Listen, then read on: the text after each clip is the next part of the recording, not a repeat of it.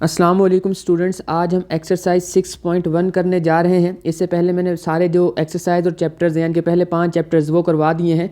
आज 6.1 की बारी है। तो बच्चों 6.1 सारी की सारी एक्सरसाइज बेसिकली HCF और LCM के बारे में है। तो सबसे पहले तो आपको पता होना चाहिए कि HCF क्या होता है और LCM क्या होता है, और इसीलिए सबसे पहले मैंने इन दोनों चीज़ों को ही बताया है। उसके बाद हम क्वेश्चन शुरू करते हैं। तो बच्चों पहले देख लेते हैं कि HCF और LCM क्या होते हैं। इनकी जो फुल फॉर्म होती है ना, इसका मतलब है कि लीस्ट कॉमन मल्टीपल, और नीचे वाले का जो है वो मतलब है हाईएस्ट कॉमन फैक्टर। तो सबसे पहले आपको कॉमन वर्ड दोनों में आ रहा है वो तो ठीक है, पर सबसे पहले आपको पता होना चाहिए कि मल्टीपल क्या चीज़ होती है और फैक्टर क्या चीज़ होती है, ठीक है, या होता है। तो आपको सबसे पहले इन दोनों के बारे में जानना है, उसके बाद आप LCM और HCF, ये बेसिकली कॉन्सेप्ट की बात है। क्वेश्चन तो हो जाएंगे आपके पास कॉन्सेप्ट ना भी हो, लेकिन आपको पता होना चाहिए ना कि मल्टीपल होता क्या है और फैक्टर होता क्या है। तो मैं दोनों चीज़ें समझाता हूँ। लीस्ट का मतलब है सबसे छोटा यहाँ पे, और हाईएस्ट का मतलब है सबसे बड़ा। कॉमन दोनों में आ रहा है, मतलब जो दोनों में हो, ये 2 वैल्यूज़ हैं, 3 वैल्यूज़ हैं, 5 वैल्यूज़ हैं, जो सब में हो वो कॉमन चीज़ होती है। और अब मल्टीपल क्या होता है अब वो देख लेते हैं। बच्चों मैं कहता हूँ कि मैंने 2 और 3 को मल्टीप्लाई कराया, ठीक है, और आंसर मुझे मिला 6। तो वो चीज़ें जो मल्टीप्लाई होती हैं ना, उनको हम फैक्टर्स बोलते हैं, और वो चीज़ जो हमें आंसर में मिलती है उसको हम मल्टीपल बोलते हैं। यानी कि अगर दो चीज़ों को मल्टीप्लाई करवा रहे हैं, हम एक और एग्जांपल देख लेते हैं, लेट कर लेते हैं, हम मल्टीप्लाई करवा रहे हैं x को, 5x को और 6y को, ये हो गई जी मल्टीप्लाई। तो हमारे पास आंसर क्या आना है, इसका आंसर आना है 30xy। तो ये जो दो चीज़ें हैं यहाँ से लेके यहाँ तक जो मल्टीप्लाई हो रही हैं वो क्या है, फैक्टर्स। और मल्टीप्लाई होके दो चीज़ों के मल्टीप्लाई होने के बाद जो हमें आंसर मिलता है वो क्या है जी, वो हमारे पास जो है वो मल्टीपल है। और इन दोनों का मल्टीप्लिकेशन में बहुत इंपॉर्टेंट रोल होता है। और ये फैक्टर्स हैं, और ये जो दो हैं फैक्टर्स बहुत से हो सकते हैं, और जब 2 3 4 5 जितनी भी चीज़ें उनको मल्टीप्लाई करो जो एक आंसर मिलता है वो मल्टीपल होता है। तो इससे एक छोटा छोटा मोटा सा आइडिया होता है, वो ये है कि मल्टीपल कोई बड़ी चीज़ होगी, कोई बड़ा आंसर होगा, और फैक्टर छोटे आंसर्स होंगे, है ना। और तो आपने इस चीज़ से ना इससे कंफ्यूज ना हो जाना कि हाईएस्ट से तो कोई बड़ा आंसर आएगा और ये वो है लीस्ट है यानी कि कोई छोटा है तो कम वाला छोटा आंसर आएगा, ऐसा नहीं है। तो मैंने आपको इसका कॉन्सेप्ट बता दिया। अब क्वेश्चंस करते हैं बच्चों। बेसिकली हमारे पास ना क्वेश्चन 1 और 4 बिल्कुल सेम क्वेश्चन है, और उनकी स्टेटमेंट जो है बस वो ये है कि HCF फाइंड करो, दूसरे की ये है कि LCM फाइंड करो। क्वेश्चंस की जो वैल्यूज़ हैं, जो टर्म्स हैं वो सेम है, तो क्यों ना हम इसको एक ही तरह से कर लें, यानी कि एक ही पेज पे कर लें। और मैंने ऐसा ही किया है जबकि क्वेश्चन सेम है। तो अब वो देखते हैं कि HCF क्या करना है हमने। सबसे पहले ना इनकी फैक्टराइजेशन करनी होती है इस तरह से। ये वाला जो मेथड है आप लोग बहुत पहले कर चुके हैं, आप लोगों को आता भी है दोनों तरफ। तो जब मैंने इस तरह से 90 जो है ना 1 और 39 इन दोनों की तो मेरे पास जो 39 का आंसर आया ना वो ये 2 आए, 3 मल्टीप्लाई बाय डॉट यहाँ पे मल्टीप्लिकेशन के लिए मल्टीप्लाई बाय 13, और 91 आया 7 मल्टीप्लाई बाय 13, ठीक है। अब नेक्स्ट x कितने थे, 7। ये मैं सबसे आसान तरीका बता रहा हूँ, बेस से लेके चलना है इसको ताकि आपको समझ आ जाए। उसके अलावा तो आप डायरेक्टली मैं बता दूंगा कि देखने से पता चल जाता है कि क्या x की पावर आनी है और क्या y की पावर आनी है, HCF में कितनी आनी है, LCM में कितनी आनी है, देखने से अंदाज़ा हो जाता है ज़बानी। बट अभी मैं इसको ज़रा प्रॉपरली ब्रेक करके सबसे छोटे स्केल पे जाके समझा रहा हूँ आपको, ठीक है।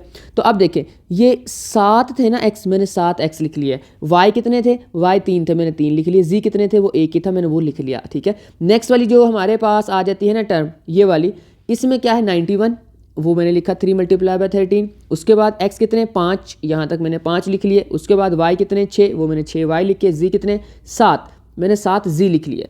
अब इसमें जो फैक्टर वाली चीज़ है ना, इसका मतलब है कि इनको किसी को भी मल्टीप्लाई नहीं करवाना है। मल्टीपल में फैक्टर्स मल्टीप्लाई होते हैं, कॉमन फैक्टर्स निकालने, हाईएस्ट यानी कि एक नहीं जितने आते हो मैक्सिमम हाईएस्ट जो है ना वैल्यू कॉमन फैक्टर्स की वो निकाल लेनी है हमने। तो बच्चों क्या होगा इसमें देखें गौर से, 13 दोनों में आ रहा था, ये देखें, तो मैंने यहाँ पे नीचे 13 लिख लिया, ओके जी। नेक्स्ट हमारे पास ये देखें यहाँ तक 4x इसमें भी है और 4x इसमें भी है। आपने डिज़ाइनिंग नहीं करनी है, आपने जस्ट नीचे आंसर लिखना है। मैं आपको समझाने के लिए बता रहा हूँ कि दोनों में ना x की पावर 4 बन जाएगा बाद में, पर अभी के लिए आप इसको समझें कि ये 4x भी कॉमन है। नेक्स्ट वाले स्टेप में आप गौर से देखें, 3y इसमें और 3y इसमें, तो ये भी है, तो y भी 3 मैंने नीचे रख ये लिख दिए हैं कि भाई 3y भी दोनों में है, कॉमन है मतलब, और एक z भी है ना। अच्छा इसमें तो काफ़ी ज़्यादा जी है ना, पर इसके पास तो एक ही है ना, तो हम एक जी कहेंगे कि वो भी कॉमन आ गया हमारे पास। ये लें जी, इनकी पावर्स को इकट्ठा कर दें, 13 ऐसे ही रहा। ये पावर्स कितनी बन गई मिलके 5, ये कितनी है जी 3, जी कितना है 1, आंसर आ गया। नेक्स्ट वाले क्वेश्चन में मैं आपको बता देता हूँ, बल्कि इसी में बता दूंगा, ये पहले ये दूसरी साइड कर लेते हैं हम एलसीएम वाली, फिर बता दूंगा कि ज़बानी आप कैसे देख के बता सकते हैं। ओके, नेक्स्ट हमारे पास आ जाता है एलसीएम। एलसीएम में वो जो तो पहले 2 स्टेप हैं ये वाले, ये तो सेम ही रहेंगे यहाँ पे। ओके, फैक्टर्स तो सेम ही बनेंगे 39 के भी और ये 91 के भी, और जो बाद में XYZ हैं उनके भी, तो वो हमने यहाँ पे बना ली। ये सारी वैल्यूज़ उन फैक्टर्स के बाद बन गई, ये वाली वैल्यूज सेम, मैंने इधर से इधर ये कॉपी पेस्ट कर दिया है क्योंकि वो टर्म्स सेम है तो उनके फैक्टर्स भी सेम है। बच्चों जब एलसीएम निकालना है ना, तो अभी मैं आपको इसलिए समझा चुका हूँ कि एलसीएम का मतलब यहाँ M स्टैंड फॉर मल्टीपल, और मल्टीपल कब आता है जब 2 चीज़ें मल्टीप्लाई होती हैं। तो इसमें 2 कौन सी चीज़ें मल्टीप्लाई होनी है, कॉमन फैक्टर्स और नॉन कॉमन फैक्टर्स, ये आपस में मल्टीप्लाई होने हैं, तो हमारे पास आंसर आ जाएगा। ओके जी, जो कॉमन फैक्टर्स हैं वो कौन से, अभी निकाल लेते हैं हमने कॉमन फैक्टर। यहाँ पे ये देख लें, कॉमन फैक्टर यही थे ना, या इस स्टेप में देख लें, दोनों स्टेप में वो कॉमन फैक्टर नीचे इकट्ठे करके लिख दिए मैंने पावर्स में, लेकिन कॉमन फैक्टर का मतलब HCF भी होता है, तो वही HCF ही तो है यहाँ पे कॉमन फैक्टर वाला वैल्यू। ये जी हमारे पास आ गया। अब नॉन कॉमन क्या है जी, 3 नॉन कॉमन था, मैंने लिख लिया। 7 भी नॉन मतलब कॉमन नहीं था ना, उस अकेले एक वैल्यू में था, 7 मैंने लिख लिया। यहाँ से 4x तो आ गए थे यहाँ तक, यानी कि 5x आ गए थे, सॉरी 2x रह गए थे, वो कॉमन नहीं थे आए, तो मैंने दोनों x उठा के यहाँ लिख दिए। 3y तो कॉमन आ गए थे, लेकिन जो बाकी के 3y थे वो कॉमन नहीं आए थे ना, तो मैंने 3y भी लिख दिए। z सिर्फ एक ही कॉमन आ पाया था, बाकी कितने z कॉमन नहीं आए थे, 6 z कॉमन नहीं आए थे, 6 के 6 z मैंने यहाँ लिख दिए। तो बच्चों जो कॉमन आ गई थी चीज़ें वो एक तरफ लिख ली मैंने, और जो कॉमन नहीं आई थी वो दूसरी तरफ लिख ली है मैंने।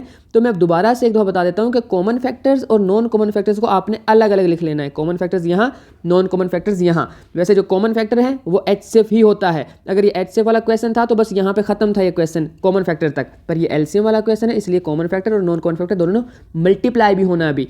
तो इनको मैंने इकट्ठा किया, ये आंसर आया, इनको इकट्ठा करके इनको मल्टीप्लाई करके ये आंसर आया। दोनों को जब एक दफ़ा मल्टीप्लाई किया हमने, तो हमारे पास जो फाइनल आंसर आया है वो ये आया है।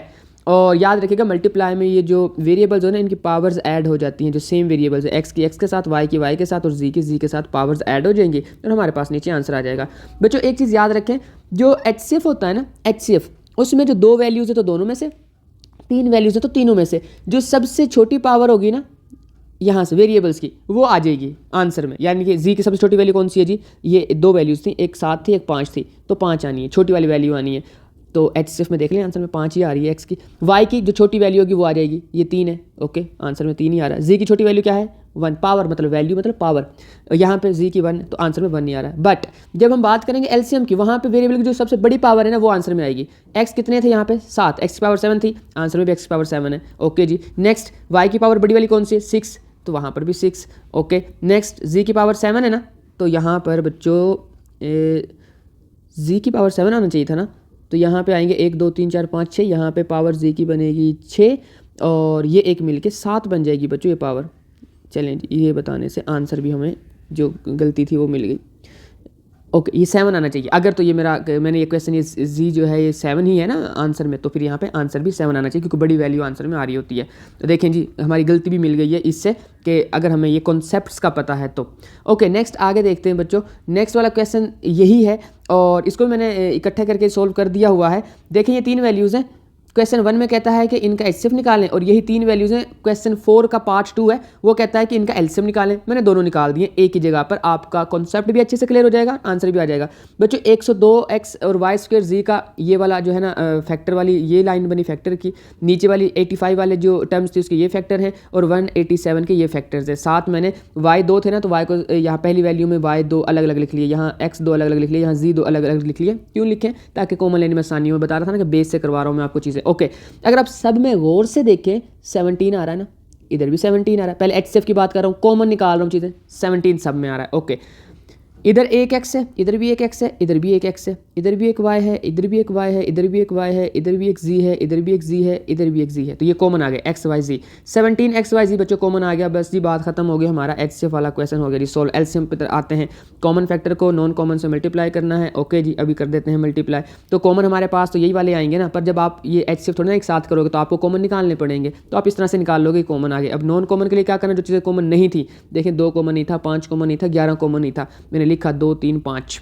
ठीक है। ये 3 भी है ऊपर, वो भी लिखा, और साथ ही 11 भी लिखा। ये 4 चीज़ें थी जो फैक्टर्स में यानी कि इसमें इंटीजर्स में या आप कह लें होल नंबर्स में आ रही थी। अब आ जाते हैं वेरिएबल वाली साइड पे, कांस्टेंट कह लें आप। वेरिएबल वाली साइड पे एक y नहीं था निकला कॉमन यहाँ से, एक ये x नहीं था कॉमन निकला, एक z कॉमन नहीं था निकला, तो मैंने x y z एक साथ ऐसे लिख दिया। ओके जी, नेक्स्ट हम देखते हैं इन सबको मल्टीप्लाई करके। जब इन सबको मल्टीप्लाई करते फाइनल आंसर आ गया। अब बच्चों एक वैसे छोटी सी तुम्हें जो पुराने क्वेश्चन में बात बता रहा था वो देखें, x की सबसे छोटी पावर कितनी, यहाँ पे 1 है, यहाँ पे बच्चों ऊपर क्वेश्चन में बात कर रहा हूँ मैं। ओके, यहाँ पे 1 है पावर और यहाँ पे 2 है और यहाँ पे 1 है। जो सबसे छोटी पावर होगी ना वो आएगी आंसर में HCF वाले में। देखें जी x की पावर 1 आई है। इस तरह से y की पावर जो है सबसे छोटी वाली यहाँ पे 1 है वो आएगी, z की पावर यहाँ पे सबसे छोटी 1 वो आएगी। लेकिन सबसे बड़ी पावर x की जो है वो क्या है, वो 2 है। तो HCF वाले केस में तो छोटी पावर आती थी, बट LCM वाले केस में बड़ी पावर आएगी। ठीक है, तो यहाँ पे जो स्क्वायर वाली वैल्यू आ जाएगी, यहाँ पे x का स्क्वायर, y का स्क्वायर, z का स्क्वायर। आंसर में x y z तीनों के स्क्वायर आएंगे उसमें LCM वाले में। बच्चों यही हुआ भी है। ओके जी, आई होप कि अच्छा ये एक और चीज़ बच्चों ध्यान में रखिएगा, ये वैसे इसने मेंशन तो नहीं किया था वैसे, ठीक है, ये है जी फैक्टराइजेशन कर रहे हैं हम। अभी हमें ना क्वेश्चंस मिलेंगे कुछ, उनको डिवाइड वाले तरीके से भी करना होता है, LCM HCF फाइंड करना होता है उनका। खैर, अब हम HCF फाइंड करेंगे। क्वेश्चन नंबर 2 पे आ गए हम, और फैक्टराइजेशन उसने बताया मेथड उससे करना है। बच्चों ये वाला क्वेश्चन दिया हुआ है, इसकी मिड टर्म ब्रेक करनी है। बच्चों मिड टर्म ब्रेक के मैं क्वेश्चन बहुत डिटेल में करवा चुका हूँ, 5.2 एक्सरसाइज है, जिसने नहीं देखी है वो देख ले, उसमें मैंने बहुत सी ट्रिक्स भी बताई हैं। मुझे उम्मीद है कि अगर 5.2 आप देख लेते ना तो आपके ये जो है ना मिड टर्म ब्रेक करने वाले क्वेश्चन ये नहीं गलत होते। ओके, इसका 2 और 3 का पेयर बना, पहले 2 में से कुछ कॉमन आया, दूसरे 2 में से कुछ कॉमन आया, फिर जो ब्रैकेट में चीज़ लिखी हुई है एक दफ़ा उसको लिखते हैं, और इधर जो ब्रैकेट के बाहर है उसको ब्रैकेट में ये वाली और ये वाली इसको ब्रैकेट में बंद करके लिखते हैं। तो वो मैंने लिख दिया x+2 और x+3। नेक्स्ट वाले क्वेश्चन में जो पेयर बना वो बना -6 और +2 का। ऐसे -12 के पेयर बनाने थे और उनको प्लस माइनस करके 4 बनता, तो -6 और +2 का बनता है। दोनों में से पहले 2 में से कुछ कॉमन लिया, दूसरे 2 में से कुछ कॉमन लिया, और वो ब्रैकेट में वैल्यू सेम आ गई, एक दफ़ा वो लिख दी, एक दफ़ा ये लिख दी। हम निकालने क्या जा रहे थे, HCF मतलब सिर्फ कॉमन, और LCM मतलब कॉमन और नॉन कॉमन दोनों। तो HCF में सिर्फ कॉमन, तो ये चीज़ दोनों में कॉमन है, x+2 यहाँ भी है, x+2 यहाँ भी, तो वो लिख दिया। ठीक है, नेक्स्ट वाले क्वेश्चन में देखते हैं बच्चों, उसमें भी सेम चीज़ें करनी है। एक फॉर्मूला है, बल्कि 2 फॉर्मूले हैं और एक जो है ना मिड टर्म ब्रेक करने वाला क्वेश्चन है। जैसे नहीं देखते हैं, इसमें जो है ना ये फर्स्ट टर्म जो है x का क्यूब है, सेकंड टर्म y का क्यूब है, दोनों का फॉर्मूला लगा देते हैं, x-3 बनेगा यहाँ पे। और ये जो है ना फॉर्मूला अगर आपको आता है, ये 4.2 है, आपको मैंने बड़े अच्छे से कराई हुई है, और वैसे भी बहुत जगह पर फॉर्मूले यूज़ हुए। तो ये ऐसे अगर आपने कर लिया तो ये इसकी फाइनल शेप बन जाएगी। उसके बाद जब हम इसको करेंगे, इसकी मिड टर्म ब्रेक होगी, -27 का पेयर बनाने हैं और प्लस माइनस करके 6 बनना चाहिए, तो प्लस का 9 बनेगा, माइनस का 3 बनेगा। और जब इनके में से कुछ ना कुछ कॉमन आएंगी चीज़ें तो ब्रैकेट में वैल्यू सेम बच जाएंगी, और लास्ट में हम इन दोनों को लिख देंगे, जो ब्रैकेट में और जो ब्रैकेट के बाहर है उनको ब्रैकेट में बंद करके। लास्ट वाला जो हमारे पास ये है यानी कि थर्ड जो टर्म है वो वाली, उसमें क्या करना है जी, उसमें पहले 2 कॉमन ले लेंगे, फिर प्लस माइनस वाला फॉर्मूला लग जाएगा ब्रैकेट के अंदर। और मैंने लगा दिया, एक दफ़ा x+3 लिखा, एक दफ़ा मैंने x-3 लिखा ब्रैकेट्स के अंदर, और बाहर 2 पड़ा हुआ है जो कि कॉमन लिया था हमने। अब इन सब में क्या चीज़ कॉमन आ रही है बच्चों, में सब में नज़र आ रहा है कि यहाँ भी x-3 आ रहा है, यहाँ भी x-3 आ रहा है, यहाँ भी x-3 आ रहा है, और यही हमारा आंसर है, वो मैंने नीचे लिख दिया है। नेक्स्ट वाला जो थर्ड पार्ट है बच्चों, उसमें क्या करना है, उसमें जो क्वेश्चन नंबर जो है ना 3, उसका जो फर्स्ट टर्म है उसके अंदर अगर आप गौर से देखें तो उसकी जो है ना सब में कुछ भी नहीं लगता, इसको कोई फॉर्मूला नहीं लगता, कोई फैक्टराइजेशन नहीं होती। सबसे पहले इसमें x कॉमन आता है, फिर उसके बाद इसकी शक्ल बनेगी फॉर्मूले लगाने वाली। ओके जी, इसमें सबसे पहले हमने x कॉमन ले लिया, x कॉमन लेने के बाद हमने इस पर जो है ना a+b होल का स्क्वायर या a-b होल का स्क्वायर वो वाला फॉर्मूला लगा दिया। अब उसके अलावा आप इसको -x का पेयर बना के फैक्टर्स बना के तो भी इसको यानी कि मिड टर्म को ब्रेक करके भी कर सकते हैं फैक्टराइजेशन। दोनों तरीके ठीक है, इसमें एक स्टेप कम होता है इसलिए मैंने वो वाला किया है। ओके जी, नेक्स्ट ये जो है यहाँ से फर्स्ट टर्म लेते हैं, यहाँ से साइन लेते हैं, यहाँ से सेकंड टर्म लेते हैं। अगर ये बातें समझ नहीं आ रही हैं तो चैप्टर 5 देखें आप, उसमें जो फैक्टराइजेशन थी चैप्टर एक्सरसाइज 5.1 में, 5.2 में, उनमें बड़ी डिटेल में बात कर चुका हूँ मैं इन चीज़ों के ऊपर। ओके, नेक्स्ट अब हमारे पास क्या होगा कि जो पावर 2 होती है इसको अलग अलग लिखा जा सकता है, यानी कि एक दफ़ा ये वाली पावर और एक दफ़ा ये वाली पावर। ठीक है, जैसे हम लिख सकते हैं ना x² को x.x क्या होता है x², तो x² को x.x लिखा जा सकता है। सेम है ये काम, बेस सेम है तो पावर Z हो जाती है, वो वाला रूल है यहाँ पे, वो मैं 2.4 में करा चुका हूँ। ओके, अब मैं ये अज्यूम करके चल रहा हूँ कि बच्चों आप लोगों को जो है ना ये छोटी छोटी बातें आती होंगी इंशाल्लाह, तभी तो आप चैप्टर 6 पर पहुँचे हैं। अगर नहीं आती तो पुराने चैप्टर्स करें पहले प्लीज़, फिर आगे आए। ओके, नेक्स्ट अब बच्चों इसमें क्या होगा, मिड टर्म ब्रेक होगी। मिड टर्म ब्रेक करके पहली 2 में से कुछ कॉमन, दूसरी 2 में से कुछ कॉमन, और उनको एक दफ़ा इधर यहाँ पे लिख देना है। जब लिख दिया हमने तो हमारे पास ये 2 चीज़ें बन गई, x+3 और x-1। नेक्स्ट वाली में जो हमारे पास है वो भी मिड टर्म ब्रेक करने वाला क्वेश्चन है, उसके जो पेयर बनेगा +4 और -1 बनेगा, और उनको कुछ कॉमन लेके फाइनल आंसर यहाँ पे ये आ जाता है। इसका फैक्टर्स का जो है x-1 फैक्टर बना और x+4 फैक्टर बना। नेक्स्ट क्या करना है हमने इसमें देखना सब में क्या चीज़ है जो कॉमन आ रही है, तो सब में जो कॉमन आ रहा है x-1 वो इसका आंसर है HCF का। लास्ट पार्ट है शायद इसका नहीं एक और भी अभी। तो ये हमारे देखते हैं जी चौथा क्या क्वेश्चन इसमें क्या कहता है वो। इसमें 2 वैल्यूज़ दी हुई है सिर्फ, और कहता है इनको फैक्टराइज करो आप, और पहले फैक्टराइज करो और फिर हमें जो है उसका HCF बताओ। ठीक है जी। इसमें सबसे पहले क्या होता है, 18 दिया हुआ, उसके फैक्टर्स बनाए हमने। 18 के जो फैक्टर बनेंगे ना वो बनेगा 2 3 3। उसके बाद जो हमारे पास अंदर वैल्यूज़ लिखी हुई है ना ये वाली, और ये इस सब में से x कॉमन लिया, तो ये वाला मैंने x भी कॉमन ले लिया। दरमियान में बाकी ये मल्टीप्लाई के साइन है, बस ये एक x है। ओके, नेक्स्ट हमारे पास जो वैल्यू बच गई ब्रैकेट में अंदर, ये बच गई, उसकी मिड टर्म ब्रेक होती है। मैंने वो सारी ब्रेक कर ली और बाहर चीज़ें ऐसे चलती आ रही हैं। 2 है, मतलब 2 है, 3 है, 3 है, x है, ये वैल्यूज़ ऐसे साथ साथ आती रहेंगी। और लास्ट में मिड टर्म ब्रेक करके कॉमन लेके जो हमारा फाइनल आंसर आया वो ये आया। उसके बाद राइट साइड पे हमने देखा 24 की जब हमने वो की फैक्टराइजेशन, तो 2 2 2 और 3 बनता है, यानी कि 2 to the 4 4 to the 8 8 3 24। Next हमारे पास क्या बनता है जी, इसमें से कुछ x कॉमन नहीं आता क्योंकि 2 साथ तो x है ही नहीं ना, कैसे कॉमन निकालें, ज़बरदस्ती नहीं निकाल सकते। एनीवेज इसकी मिड टर्म ब्रेक हो जाएगी -2x और -x से, और फिर उसमें से कुछ ना कुछ कॉमन आएगा और लास्ट में हमारे पास ये आंसर बचेगा। अब हमारे पास क्या क्या चीज़ें कॉमन है देखें, यहाँ पे 2 आ रहा था ना, यहाँ पे भी 2 आ रहा है। ओके, यहाँ पे 3 आ रहा था, यहाँ पे भी 3 आ रहा है। इसके पास 2 और 2 हैं पर इसके पास तो नहीं है ना इधर। इसके पास एक 3 और है पर इसके पास नहीं है 3 एक और, तो इस वजह से सिर्फ एक 2 कॉमन आया, एक 3 कॉमन आया, और वो मैंने नीचे लिख दिया है, और साथ x -1 आ रहा है दोनों में, और वो भी कॉमन आया। तो हमारे पास बेसिकली जो आंसर बनता है फाइनल वो ये बनता है कि एक दफ़ा 2 लिख दो, एक दफ़ा 3 लिख दो, और फिर उसको मल्टीप्लाई कर दो x -1 के साथ, और इनको मल्टीप्लाई करके फाइनल आंसर बना 2 3 6, और ब्रैकेट में वो वैल्यू आ गई दरमियान में, मतलब यहाँ पे मल्टीप्लाई का साइन है ना, लिखने की जरूरत नहीं है। ओके बच्चों, नेक्स्ट जो हमारे पास इसका पार्ट नंबर है लास्ट यानी कि 5 वाला, वो देखते हैं। अब उसमें क्या करना है, उसमें जी हमने 2 वैल्यूज़ हैं उन्हीं को फैक्टराइज करना है। करते हैं जी फैक्टराइज। इसमें 36 की सबसे पहले फैक्टराइजेशन की तो वो बनता है 2 2 3 एंड 3, x के सब में से कॉमन आ गया, बाहर आ गया, अंदर जो वैल्यूज़ बच गई उनकी मिड टर्म ब्रेक होनी है, इन सब की उनकी मिड टर्म ब्रेक की मैंने ये ऐसे, और यहाँ हम इस आंसर तक पहुँच गए। लेफ्ट साइड होगी, राइट साइड पे हमारे पास नज़र आ रहा है हमें कि 54 है, उसकी जब हमने फैक्टराइजेशन की तो वो बनता है 2 3 3 3। ओके, ये आप ऐसे इस वाले मेथड से फैक्टराइजेशन इस वाले मेथड से करते हैं इनकी होल नंबर्स की या कॉन्स्टेंट्स की। ओके, नेक्स्ट हमारे पास जो है ना 27, इसमें से दोनों में से x कॉमन आ गया ना, तो अंदर बच गया 27 x की पावर 3 और -1। इस पर क्यूब का फॉर्मूला लग सकता है, 1 खुद का ही क्यूब होता है, इसका खुद का क्यूब भी होता है, स्क्वायर भी होता है, 4 पावर भी होती है, 5 भी होती है, कुछ भी लिख लो, अंडर रूट भी खुद का खुद ही होता है। एनीवेज यहाँ पे हमारे पास ये वैल्यू आ गई, इसका हमने जब लिखा है फर्स्ट टर्म सेकंड टर्म, फिर फर्स्ट टर्म का स्क्वायर, फिर दोनों को मल्टीप्लाई करके, और फिर लास्ट टर्म जो है इनके सेकंड टर्म का स्क्वायर लिखते होते हैं, ये फॉर्मूला पहले हम कर चुके हैं। ओके, तो नेक्स्ट हमने इसके जो है ना स्क्वायर्स ओपन करके और इन दोनों को मल्टीप्लाई करके इसका स्क्वायर ओपन करके इसकी फाइनल शक्ल लिख दी है, तो वो हमारे पास राइट साइड का ये आंसर आ गया, यानी कि सेकंड टर्म का। अब इन सब में से देखते हैं कॉमन क्या क्या चीज़ें हैं बच्चों। एक 2 कॉमन आ रहा है यहाँ और यहाँ से। ओके, एक ये 3 कॉमन आ रहा है, यहाँ भी 3 पड़ा हुआ है, यहाँ भी 3 है, यहाँ भी एक 3 है। अब इसके पास 2 है लेकिन राइट साइड पर नहीं है, राइट साइड पर 3 पड़ा हुआ पर वो लेफ्ट साइड पर नहीं है, तो इसको तो साइड पर करें। यहाँ x 2 थे तो एक x कॉमन आ गया, यानी कि ऐसे यहाँ से एक x कॉमन आ गया, एक ये वाला x कॉमन आ गया। ओके, इसके अलावा बच्चों ये एक और चीज़ कॉमन आती है x 3x -1, और यहाँ भी 3x -1। इन सबको इकट्ठा करके मैंने यहाँ लिख दिया हुआ है, और इन सबको नेक्स्ट स्टेप में इकट्ठा करके यानी कि मल्टीप्लाई करके भी मैंने फर्दर लिख दिया हुआ है। ये 2 3 क्या होते हैं मल्टीप्लाई करके 6 6 3 से मल्टीप्लाई होता 18, साथ ही x आ गया तो 18x बन गया, और ब्रैकेट वाली चीज़ मैंने साथ ऐसे ही लिख दी है। तो ये हमारे पास क्वेश्चन हो गए उसके फैक्टर्स वाले मेथड से, फैक्टराइजेशन वाले मेथड से HCF फाइंड करने वाले। अब हमने जो HCF फाइंड करना है बच्चों, वो फाइंड करना है डिवाइड वाले मेथड से। अब इसमें आपको डिवाइड आना बड़ी ज़रूरी है, अगर आपको डिवीजन नहीं आती है तो काम ख़राब हो जाएगा।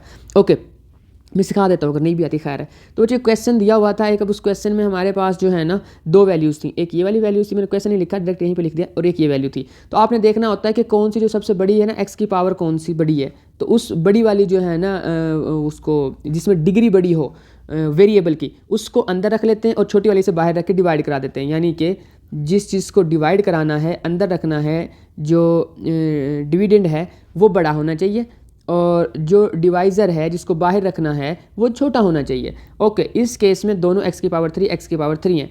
तो इससे अगला स्टेप, वैसे तो आप इसको किसी दोनों में से किसी को भी रख सकते हैं, पर एक तो ये मेथड ऐसा है कि इसमें किसी को किसी से डिवाइड करके आंसर निकाला जा सकता है, लेकिन हमने इसमें क्योंकि ये बेसिकली जो डिवाइड का कॉन्सेप्ट है ना, यहाँ पे इसमें कुछ रूल्स जो हैं ना वो फॉलो नहीं होते हैं। मैं आगे बताऊंगा कौन से रूल्स फॉलो होते नहीं होते हैं प्रॉपर डिवीजन में, और इसमें थोड़ा डिफरेंस है। यानी कि जो हम डिवाइड कर रहे हैं HCF फाइंड करने के लिए उसमें, और जो वैसे हम डिवाइड करते हैं उसमें थोड़ा सा फ़र्क है, मैं बता दूंगा खैर है। तो यहाँ से आप देख लें सेकेंड वाली वैल्यू जिसकी बड़ी हो ना वो अंदर रख लें, ठीक है, ये इसका कॉन्सेप्ट आप याद रखें। ओके जी, अब करना क्या होता है, हमने ये वैल्यू बनानी होती है इससे किसी चीज़ से मल्टीप्लाई करके। अब इसे किस चीज़ से मल्टीप्लाई करें, वो तो ऑलरेडी बनी हुई है, तो 1 से मल्टीप्लाई कर लेते ताकि ख़राब ही ना हो जाए। क्योंकि जो चीज़ हमने बनानी है अगर वही हमारे पास इधर भी है तो उसको 1 से मल्टीप्लाई कर दो। तो जब हम 1 से मल्टीप्लाई करवाते हैं तो फिर डिवाइड में रूल होता है कि ये जो 1 है सिर्फ इससे नहीं मल्टीप्लाई होगा, इस सारी चीज़ से, जो डिवाइज़र है सारे के सारे से मल्टीप्लाई होगा और मल्टीप्लाई होकर यहाँ लिखा जाएगा। और मैंने ऐसे ही लिखा है, जब इनको मैंने यहाँ पे लिखा है उसके बाद डिवाइड का सेकंड रूल ये होता है कि यहाँ जो साइन है ऑलरेडी इनके साथ उनका ऑपोजिट नीचे चेंज कर दो साइंस को, ताकि उनको हम सोल्व कर सके, कैंसिलेशन हो सके। ये कैंसिल हो जाता है, बाकी सब के साइन चेंज किए तो ये 3x² में से 1x², जिसका कुछ होता है 1 होता है, 1x² निकल गया तो 2x² बच गए। उसके बाद ये माइनस का 16 है, ये प्लस का 10x है, दोनों के साथ x है, तो 16 में से 10 निकल गए तो माइनस के 6x बच गए। नेक्स्ट ये 12 है, ये 8 है, 12 में से 8 को जब माइनस करेंगे तो 4 बच गए। अब हमारे पास हमें नज़र आ रहा है कि इससे जो है ना डिवाइज़र से जो ये रिमाइंडर है ये छोटा बन गया है। जब ये छोटा है तो बस इस तक ही जाना था हमने, इससे इसको छोटा बनाना था डिग्री के पॉइंट ऑफ व्यू से। कोएफिशिएंट देख के ना घबरा जाइएगा, इधर तो 2 आ रहा है इधर तो 1 है, नहीं कोएफिशिएंट नहीं, डिग्री देखें। ओके जी, जब ये छोटा बन गया है ना, बस अब हमारे पास ये एक रूल होता है डिवाइड में कि ये आंसर था, यानी कि ये आंसर था, ये रिमाइंडर था और ये डिवाइज़र था, ये रूल होता है। लेकिन यहाँ पे जब हम डिवाइड करवा रहे हैं HCF के लिए तो हम इसमें से कुछ कॉमन ले सकते हैं, ठीक है, और कॉमन लेके उसको इग्नोर कर सकते हैं। ओके, और ऐसा ही मैंने किया है, 2 लेके उसको इग्नोर कर दिया, नई वैल्यू ये बन गई।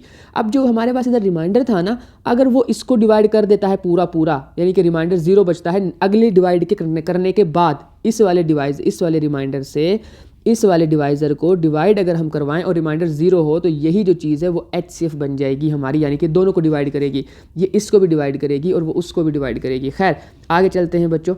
अब हमारे पास ये क्वेश्चन जो था डिवाइड वाला, मैं अभी 1 मिनट यहाँ पे था, तो अब हमने बेसिकली करना क्या है, इस चीज़ से इसको डिवाइड कराना है। अब ये जो है डिविडेंड बनेगा जो पहले डिवाइज़र था, और ये जो रिमाइंडर है ये डिवाइज़र बनेगा। ओके, मैंने नेक्स्ट वाले जो है ना उसमें क्वेश्चन में, या इस ये वाला जो था डिवाइड वाला है, इसमें इसका जो रिमेनिंग पार्ट है उसमें ऐसा ही किया। ये देखें, ये वैल्यू अंदर लिखी हुई है और जो ये वैल्यू थी ये 2 को इग्नोर करते हुए बाहर लिखी हुई है। करते हैं जी क्वेश्चन सोल्व। अब इसमें अब हमने अंदर वैल्यू क्या पड़ी हुई है, हमारे पास वैल्यू पड़ी हुई है जी ये x⁻3, और यहाँ क्या है x⁻2। तो x⁻2 से 3 बनाना है, कैसे बनाएं, दोनों के शुरू में तो 1 है, ये वाला मसला तो है ही नहीं है।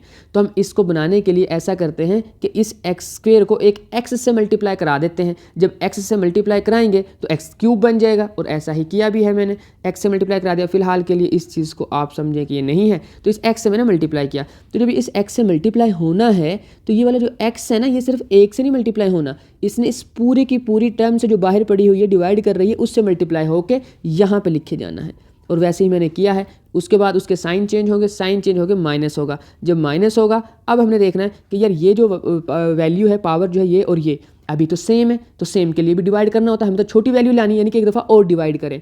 अगर रिमाइंडर बचेगा तो बात की बात है, पर डिवाइड तो करना पड़ेगा ना। तो अब गौर से देखें, x² तो सेम है, वो तो मसला नहीं है, बट यहाँ पे कितना है 4 और यहाँ पे कितना है 1 को 4 कैसे बनाएं भाई, 4 से मल्टीप्लाई करके बनाएं। तो हमने 4 से मल्टीप्लाई कर दिया, और अब ये जो 4 है ये सिर्फ इस x² से तो मल्टीप्लाई होगा नहीं, इन सब से मल्टीप्लाई होगा। तो जब 4 इस x² से मल्टीप्लाई होगा तो 4x² बनेंगे। जब ये 4 इससे मल्टीप्लाई होगा तो ये माइनस है, तो इसलिए माइनस का 12x बनेगा। क्यों, क्योंकि इसके साथ x भी तो पड़ा हुआ ना, वो वाला x। 4 इस 2 के साथ मल्टीप्लाई होगा तो प्लस का 8 बनेगा, मैंने वो लिखा। ये सारी चीज़ें आपको छोटी क्लासेस में समझाई हुई हैं बच्चों, इसलिए मैं बहुत डेप्थ में नहीं जा रहा हूँ। अब इन सब के जब साइन चेंज करेगा ना, सारा का सारा कट जाएगा, कैंसिल हो जाएगा, रिमाइंडर कुछ नहीं बचेगा। और जब रिमाइंडर 0 बचे, अगर कोई रिमाइंडर 0 है इसका मतलब है कि वो उसको कम्प्लीटली डिवाइड कर रहा है। तो ये चीज़ जो थी ये अब हमारे पास आंसर है। यहाँ पे आंसर होने की वजह ये है कि ये इसको भी कम्प्लीटली डिवाइड करेगी, इसको भी कम्प्लीटली डिवाइड करेगी, और ये दोनों का फैक्टर है, और ये हाईएस्ट वाला फैक्टर है। ऐसा नहीं है कि कोई भी है, क्योंकि इसकी फर्दर जो है चाहे तो हम मिड टर्म ब्रेक कर सकते हैं, इसे 2 अलग अलग फैक्टर मिल सकते हैं, लेकिन ये सबसे बड़ा वाला फैक्टर है, उन दोनों को मल्टीप्लाई करके लिखा हुआ। खैर ये तो आपका क्वेश्चन नहीं है, आगे चलते हैं। नेक्स्ट वाले क्वेश्चन में सेम करना जी, डिवाइड करना है। यहाँ पे देखें x⁻3 है, यहाँ पे 4 है, तो मैंने 4 अंदर रखा, 3 बाहर रखा। अब ये भी कोई डिवाइड में रूल नहीं होता है कि हम किसी भी चीज़ को एम ही मल्टीप्लाई कर दें, तो यहाँ पे हम कर सकते हैं। क्यों, क्योंकि हम फाइंड क्या करने जा रहे हैं HCF। ओके, इसको 5 से मल्टीप्लाई करना है। 5 से मल्टीप्लाई इसलिए करना है ताकि यहाँ 5 जो है ना वो यहाँ भी 5 बने, और कोई कंप्लीटली डिवाइड होके कुछ चीज़ें कैंसिल हो ना, इस वजह से। ओके जी, जब हम इसको डिवाइड करेंगे, इसको 5 से मल्टीप्लाई किया, पूरी टर्म को 5 से मल्टीप्लाई कर दिया, हमारे पास ये आंसर आ गया। उसके बाद क्या करना है जी, इस सारी वैल्यू को अगर हम इस x से मल्टीप्लाई कर दें तो तो ये चीज़ बन जाएगी ना। अभी कितने 5x की पावर 3 है ना, यहाँ 5 है, x की पावर 4 है, तो 5x की पावर 4 बनाने के लिए इस चीज़ को सिर्फ x से मल्टीप्लाई करने की ज़रूरत है। इस चीज़ को समझे कि नहीं है अभी, तो जब हम इस x से मल्टीप्लाई करेंगे तो पूरा हो गई चीज़ है। तो बस पहली वैल्यू पूरी करनी होती है, बस फर्स्ट वाली पूरी करनी होती है, बाकी जाए भाड़ में, आपको उनसे कुछ लेना देना ही नहीं है, वो खुद ही आप एडजस्ट होती रहेंगी, बाद की बातें वो, हमें उनसे कोई लेना देना नहीं है। खैर, इस x से इन सब को हमने मल्टीप्लाई कर दिया, जब मल्टीप्लाई किया तो ये सारे आंसर्स आए, और इन सारे आंसर्स के जब साइन चेंज करके हमने जो है मतलब आगे सोल्व किया तो हमारे पास ये चीज़ें बची। अब फिर वही मसला आ गया कि हमारे पास शुरू में 2 बच गया और हमारे पास इधर 5 है। अब 2 को कैसे ऐसा कोई डिजिट बनाया जाए कि वो 5 से डिवाइड हो जाए, तो भाई 2 को 5 से मल्टीप्लाई कर देते हैं तो 10 बनता है, इसलिए वो जो 10 जो है वो 5 to the 10 हो जाएगा। इसलिए इस सारे को, ये भी अब कोई नहीं रूल है कि भाई जो अगले स्टेप में भी जाकर 5 से मल्टीप्लाई कर दो, डिवाइड का रूल तो नहीं है ना। तो इसलिए मैंने बताया कि थोड़े बहुत रूल दाएं बाएं हो जाए, इट्स ओके। HCF के लिए दाएं बाएं नहीं हो जाए, मतलब इस वाले के अकॉर्डिंग हम कर सकते हैं कि किसी चीज़ से मल्टीप्लाई कर सकते हैं। पहले हमने रिमाइंडर में से कुछ कॉमन लिया था, उसको इग्नोर कर दिया था, तो खुद से मल्टीप्लाई भी तो कर सकते हैं ना। खैर, अब हम इसमें करेंगे क्या कि हमें बनाना है 2x की पावर 3, तो इसलिए पहले हम 2 को 10 बनाएंगे, यहाँ मैंने 10 बना दिया। अच्छा, डिवाइड का साइन डालो नहीं डालो उससे फ़र्क नहीं पड़ता, एक दफ़ा साइन डालना होता है। मैं अगले पेज पे आया हूँ बेसिकली, मैं इसलिए इस पर साइन डाल रहा हूँ।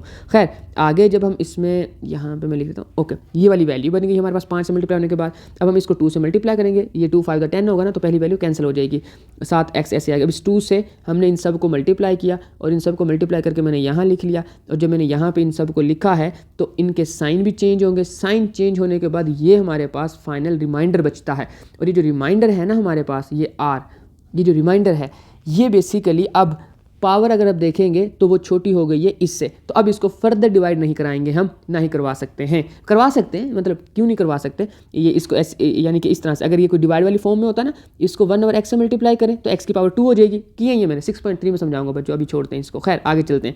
इसका मतलब ये नहीं कि डिवाइड नहीं होते, पर हमने करवाना नहीं, हमारा मसला हल हो गया, ये समझे बस। ओके, नेक्स्ट वाले स्टेप में हमने क्या करना होता है, इसमें से कुछ कॉमन आ रहा है तो वो कॉमन निकालो, और उस कॉमन को इग्नोर करो, और जो अंदर वैल्यू बची हुई है उससे इस वाली चीज़ को डिवाइड करो। अगर डिवाइड हो गई तो समझो बात बन गई। तो चलें जी बच्चों, करते हैं इसको, देखते हैं क्या बनता है। तो वो वाली वैल्यू जो थी ये वाली, इसको मैंने उठा के अंदर रखा है यहाँ पे, और ये जो रिमाइंडर हमारे पास कॉमन लेने के बाद बच गया था उसको रखा है मैंने बाहर, और इन दोनों को सोल्व करवाने जा रहा हूँ मैं, और देखते हैं जी क्या कम्प्लीटली डिवाइड हो जाता है। वैसे नज़र आ रहा है हो जाता है। तो इसको x² है ना, 5x की पावर 3 बनाना है, तो इसको अगर मैं 5x से मल्टीप्लाई कर दूँ ना, तो यहाँ पे 1 है, वो मल्टीप्लाई होगा 5 से, 5 बनता 5 तो बन गया। x यहाँ पे 2 है, यहाँ पे 1 है, दोनों मल्टीप्लाई होंगे तो ऐड हो जाएंगी पावर्स, तो वो 3 बन जाएगा। तो इसका मतलब है हमारे पास आंसर में 5x आना चाहिए, और वो मैंने लिख भी दिया है। तो 5x से हम इन सब को मल्टीप्लाई कराएंगे, ये आंसर आएंगे। इन सब आंसर को जब हम साइन चेंज करके माइनस करेंगे तो ये आंसर आएगा। अब हमने देखना कि कितना बनाना है, -2x² बनाना है, किससे, x² से, तो -2 की कमी है बस, तो -2 से मल्टीप्लाई कर दिया। जब -2 से मल्टीप्लाई किया सबको, इन सबको -2 से मल्टीप्लाई करके नीचे लिखा, और वो हमने देखा कि ये तो सारे कैंसिल हो गए, रिमाइंडर 0 बचा। अगर रिमाइंडर 0 हो तो इसका मतलब है कि ये जो चीज़ है जो पहले वाले का रिमाइंडर थी, ठीक है, कॉमन लेने के बाद, वैसे भी ठीक है ये फिर भी रिमाइंडर ही है। ओके, तो कॉमन लेने के बाद और इस सेकंड वाली टर्म को ये कंप्लीटली डिवाइड कर रही है, रिमाइंडर 0 छोड़ रही है, तो ये इसका आंसर हो जाएगा। ओके जी, ये क्वेश्चन भी हो गया। आगे चलते हैं बच्चों, लास्ट क्वेश्चन है, थोड़ा लेंथी सा है और लॉन्ग आ सकता है, गौर से सुनिएगा। 2 वैल्यूज़ थी हमारे पास, और हमने एक वैल्यू को अंदर रखा और दूसरे को बाहर रखा।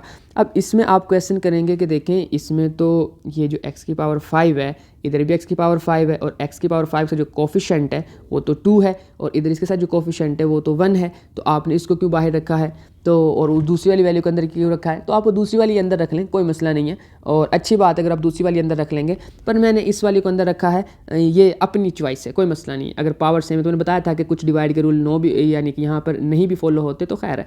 एनीवेज, मैं इसको डिवाइड कराता हूँ। मुझे पता है कि ये जो चीज़ है, इसको ये बनाने के लिए यहाँ पे तो 2 है ही नहीं, तो कैसे बनाएं, तो सबसे पहले तो उस पूरी वैल्यू को 2 से मल्टीप्लाई कराना है। 2 से मल्टीप्लाई करके हमारे पास जो नई वैल्यू बनी वो ये चीज़ बन गई। अब इस नई वैल्यू को हमने बनाना है, पहली वाली टर्म को बनाना है इस वाली से, तो अभी सिर्फ 1 की कमी है, 1 से मल्टीप्लाई करना है, तो इस सबको कमी नहीं है, मतलब पूरा ही है, बस 1 से मल्टीप्लाई किए तो वो पूरा ही चेंज नहीं हो पाएगा ना। खैर, मल्टीप्लाई किया 1 से, ये सारे जो है हमारे पास नीचे आंसर्स आ गए ये वाले दोनों, और तीसरा ये आंसर। अब ऊपर एक्स की वैल्यू कोई थी नहीं, सारी यहाँ पे एक्स मिस है, यहाँ पर भी एक्स मिस है, तो उसको एक्सट्रीम राइट पे जाके लिख दो थोड़ा साइड पे किसी के नीचे, यानी कि ना सोल्व करने के लिए आसानी होती है कि लाइक क्वांटिटीज़ के नीचे लाइक लिखें, जितनी वेरिएबल की पावर है उसके नीचे उतनी वेरिएबल वाले पावर लिखें, वरना तो क्वेश्चन मिक्स हो जाएगा। तो इसलिए मैं 6 को साइड पर लेके मैंने जाके लिख दिया है। ये भी एक रूल समझाना था आपको ताकि अच्छे से समझ आ जाए कि भाई जो चीज़ होती है इस डिवाइड में लाइक के नीचे लाइक आता है, वरना प्लस माइनस करोगे तो फिर आंसर गलत निकल आएगा, आप उसको गलत प्लस माइनस कर दोगे। एनीवेज इन दोनों के साइन चेंज हुए, माइनस किया, ये चीज़ बची। जब इस चीज़ को हमने दोबारा इस चीज़ से डिवाइड करवाया है तो हमने देखा यहाँ 2 है और यहाँ पावर 5 है और यहाँ पावर 4 है, तो डिवाइड कराने की ज़रूरत नहीं है, तो हमने डिवाइड नहीं कराया। यहाँ पे डिवाइड तो कर दिया स्टॉप हमने, बट हमारे पास इन सब में 6 कॉमन आता था वो निकाल लिया, और पीछे जो वैल्यू बचती थी वो ये बचती थी। अब भाई इस वैल्यू ने बाहर रहना है यहाँ पे, और जो इधर हमें डिवाइड करवा रहे थे जिस चीज़ से, वो इधर आके डिविडेंड बन जाएगा। अब आप कहोगे सर यहाँ पे जो वैल्यू है वो बहुत छोटी सी है, ये देखें यहाँ जो वैल्यू वो अन्यवा बढ़ गई है, ये क्या मसला हुआ है? तो गौर से सुनिएगा, मैंने जहाँ जहाँ पर x की पावर मिस थी वो पूरी कर दी है ताकि कैलकुलेशन आसान हो जाए। x की पावर 3 इधर नहीं थी ना, मैंने 0x की पावर 3 लिख दी, ये भी रूल होता है, लिख सकते हैं, आसानी होती है। x स्क्वायर नहीं था यहाँ पे कोई भी, मैंने 0x स्क्वायर लिख दिया है। यहाँ पे x की पावर तो थी, कॉन्स्टेंट को नहीं था, मैंने कॉन्स्टेंट 0 लिख दिया है। ये लिखते हैं हम ताकि हमारे पास क्वेश्चंस में आसानी हो जाए सोल्व करने के लिए, एक्सट्रीम राइट पे जाके ना कुछ लिखना पड़े। खैर अभी देखते हैं, अल्लाह करे से पूरा डिवाइड हो जाए, पर अगर नहीं होगा तो फिर और आगे जाना पड़ेगा हमें, और इसमें नहीं होता नज़र आ रहा है हमें। ओके, तो ये जो है ना x की पावर 5 बनानी है, तो एक तो x की कमी है, साथ हमने इसके साथ 2 भी लगा हुआ है, इसके साथ 1 है तो 2 भी साथ लिखेंगे, तो 2x से सबको मल्टीप्लाई करें, ये आंसर आता है।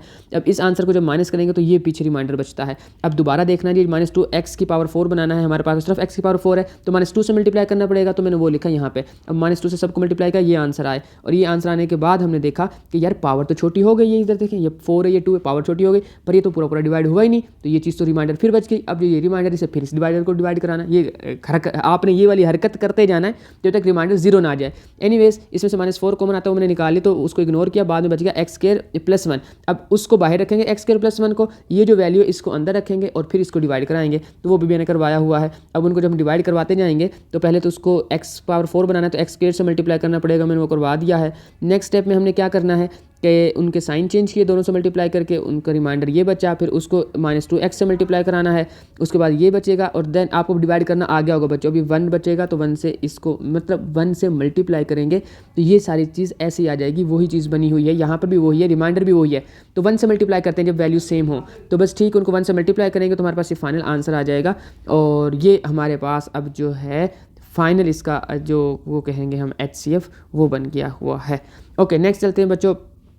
अब क्वेश्चन डिफरेंट हो गए 5वें क्वेश्चन में। अब उन्होंने कहा कि एलसीएम फाइंड करें और फैक्टराइजेशन से फाइंड करें, तो अभी करते हैं बच्चों। इसकी मिड जो है ना मिड टर्म ब्रेक होती है, और इस पे वैसे a+b² नहीं, इसकी मिड टर्म ब्रेक ही होती है, ठीक है। ओके, अब इसमें करना क्या है कि ये -20 का और -5 का जो है वो लगेगा, इस पर पेयर फैक्टर बनेगा ऐसे, और उनको जब कॉमन लेंगे और ये आंसर आ गया फाइनल, इधर भी मिड टर्म ब्रेक करेंगे, ऐसे चलते जाएंगे, ये आंसर आ जाएंगे। उसके बाद देखना दोनों में से कॉमन क्या है, कॉमन है x-5 और x-5, कॉमन को एक दफ़ा लिखना होता है, तो x-5 मैंने एक दफ़ा लिखा, जो कॉमन नहीं थे वो लिख दिए, x-20 और x+4 वो भी साथ आ गए, तो ये इसका आंसर हो गया।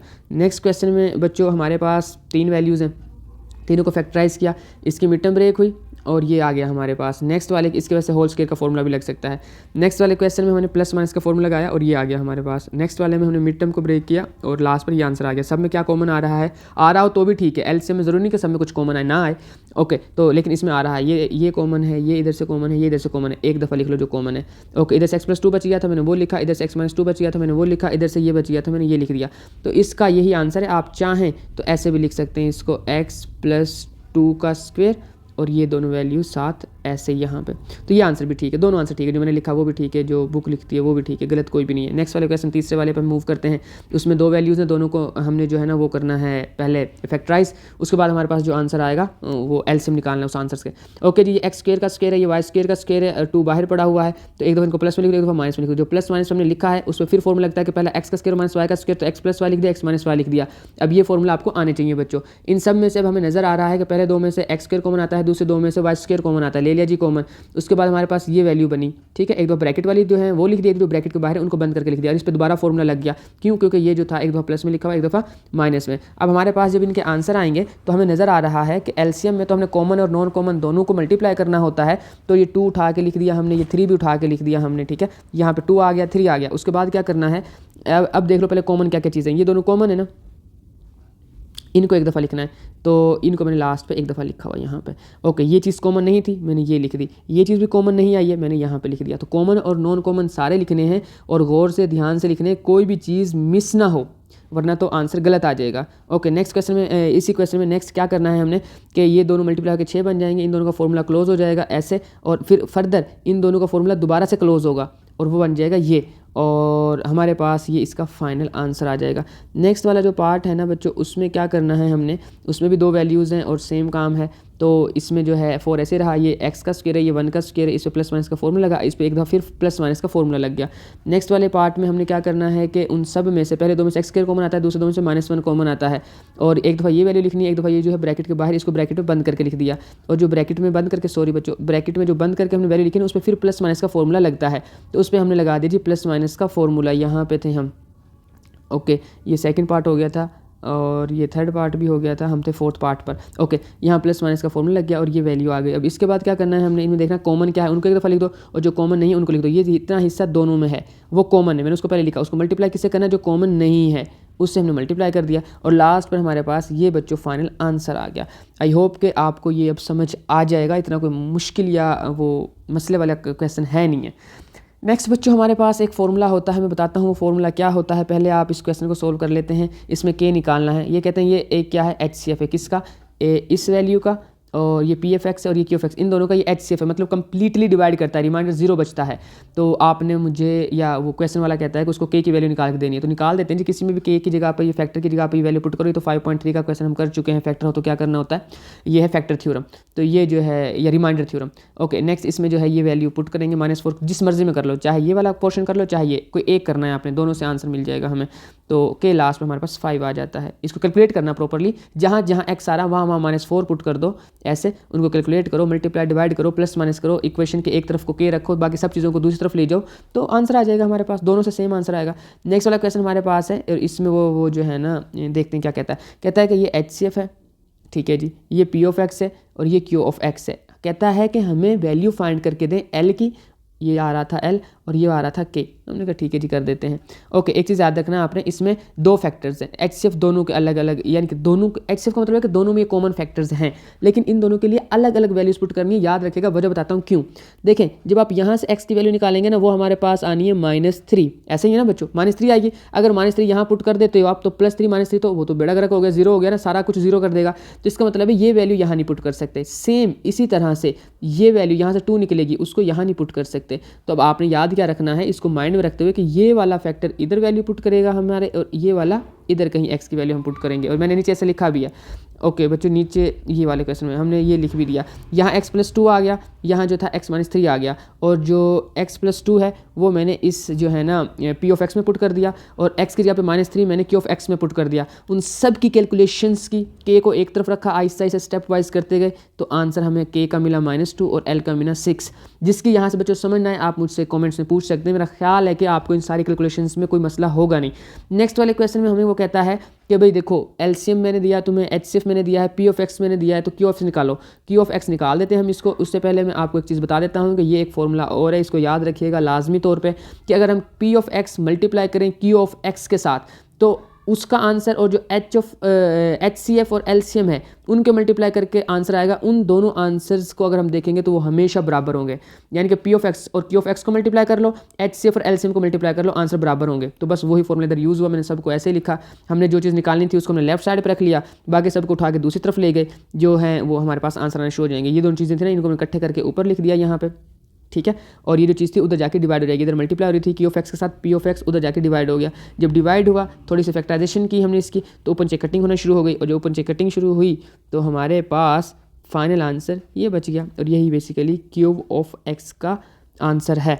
नेक्स्ट हमारे पास आ जाता है क्वेश्चन नंबर 9। क्वेश्चन नंबर 9 के बाद, अच्छा भी हैं 2 क्वेश्चन और हैं। ओके, क्वेश्चन नंबर जो 9 है उसमें क्या करना है, वो क्वेश्चन भी आसान ही है। पी ऑफ एक्स दिया हुआ है, क्यू ऑफ एक्स दिया हुआ है, एच सी एफ दिया हुआ है, कहते हैं एलसीएम फाइंड करो, सेम फॉर्मूला, सेम वैल्यूज़ ऐसे और सेम कैलकुलेशंस करेंगे हम। ऐसे आया, एलसीएम को एक तरफ रख लिया, इधर से एच सी एफ उठ के जाएगा उधर, तो वो डिवाइड हो जाएगा क्योंकि इधर मल्टीप्लाई हो रहा है, इक्वल के दूसरी तरफ जा रहा है, यहाँ पे देखें आगे डिवाइड हो गया। ऊपर वाली वैल्यूज़ को मैंने इकट्ठा करके लिख दिया कि मल्टीप्लाई हो रही है सारी पी ऑफ एक्स और क्यू ऑफ एक्स। नीचे नेक्स्ट जो चीज़ इनमें से जो है ना फैक्टराइज होती है मैंने उसको फैक्टराइज कर लिया, जो कॉमन निकलती है उसको कॉमन निकाल लिया, या जो चीज़ें अंदर थी उनको सोल्व कर लिया। बेसिकली हुआ क्या है मैं आपको बताता हूँ। ये 10x जो था ना ये आ गया जी यहाँ पे, ये देखें ये 10x है और उसके साथ ये x - 1 है और x² जो है -9 है। बच्चों मैं 1 मिनट रुको, आपको ऐसे नहीं समझाता, मैं आपको ऐसे समझाता हूँ। 10 से 10 कैंसिल हुआ, ठीक है, x+3 कैंसिल हुआ, x - 1 से x - 1 कैंसिल हुआ, तो पीछे क्या बच गया वो देखो। पीछे बच गया ये वाला 10x, मैं इसका कलर चेंज कर देता हूँ, ये वाला 10x मैंने वो लिखा, फिर x - 1 2 थे ना, एक ये बच गया था मैंने वो लिखा, ये वाली वैल्यू तो नहीं ना कहीं गई, ये भी मैंने लिखी। ये वैल्यू जो थी इसको मैं ब्रैकेट के अंदर ले गया और उसको मैंने कॉमन लेके सोल्व करना शुरू कर दिया। क्यों? क्योंकि वो सोल्व हो सकती थी। तो बच्चों मुझे उम्मीद है कि इसमें थोड़ी सी फैक्टराइजेशन सजे खबे थी, थोड़ी मुश्किल थी, तो मैंने करवा दी है। तो अब हमने क्या करना है, जो कॉमन लिया है उनमें से एक दफ़ा वो कॉमन को ब्रैकेट में बंद करके लिखेंगे और एक दफ़ा जो ब्रैकेट के अंदर चीज़ें उनको लिखेंगे, और मैंने ऐसा ही किया है, उनको मैंने नीचे लिख दिया है। तो 10x ये इतना पोर्शन तो बिल्कुल भी ऐसे ही उसको तो छेड़ा नहीं बिल्कुल भी, तो इन दोनों का जो हमें आंसर मिलेगा वो ये वाला मिलेगा। अब ये आंसर क्यों निकाला था मैंने, या इस सोल्यूशन का हिस्सा क्यों, क्योंकि अब अगर गौर से देखें ना ये दोनों स्क्वायर बन गए ना, तो दोबारा से ये स्क्वायर बन जाएंगे। तो ये बन गया x - 1 का स्क्वायर, ये x - 2 ऐसे लिखा और x² - 9 लास्ट पर लिखा, और ये इसका फाइनल आंसर है जो कि एलसीएम है बेसिकली। क्वेश्चन नंबर 10 है, सेकंड लास्ट क्वेश्चन है। अब उसमें भी यही वैल्यूज़ हैं, तो भाई दोनों को मल्टीप्लाई करके उसने आंसर दे दिया। ठीक है जी, अगर आपने मल्टीप्लाई करके आंसर दे दिया तो अच्छी बात है, वरना हमें मल्टीप्लाई करना पड़ना था। तो ठीक है, HCF और LCM मल्टीप्लाई हुए, P ऑफ x हमें ये दी हुई है, Q ऑफ x ये दी हुई है। इस दफ़ा तो चारों दी हुई हैं, तो K फाइंड करने का बोलता है ना हमसे, क्वेश्चन चेंज कर दिया, कहते हैं कि K फाइंड करें। चलें जी K फाइंड कर देते हैं। अब K कैसे फाइंड करेंगे, हमने वही फॉर्मूला लगाना है कि दोनों को इक्वल रख लेना है। जब दोनों इक्वल रहे तो ये वैल्यू रही, इधर से ये वैल्यू रही, सबको करेंगे जी मल्टीप्लाई, तो इधर तो हमने वो मल्टीप्लाई करके ही देता था हमें। ओके, जो K वाली वैल्यू है ना उसको नहीं कहीं लेके जाना, उसको इधर ही रखें, उसको लास्ट पे सोल्व करेंगे। उसकी मैं वजह बताता हूँ, क्योंकि हमने K फाइंड करना है ना, जो वैल्यू फाइंड करनी होती है ना उसको आइसोलेट कर लेते हैं, एक तरफ कर लेते हैं, ताकि बाकी सब उधर जाके कटिंग शटिंग होकर सोल्व हो जाए।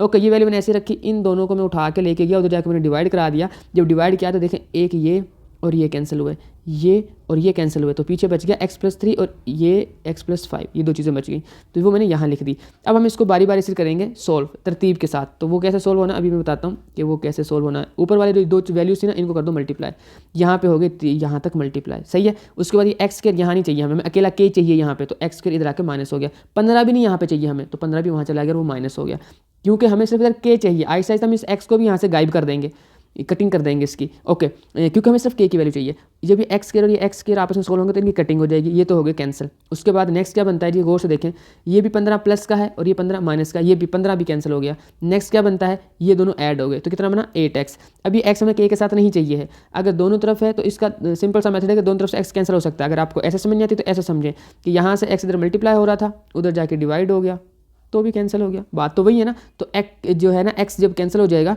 तो आंसर फाइनल क्या बच गया हमारे पास कि k = आ गया 8k, ये आंसर आ गया जी। नेक्स्ट क्वेश्चन में हमारे पास है जी 11।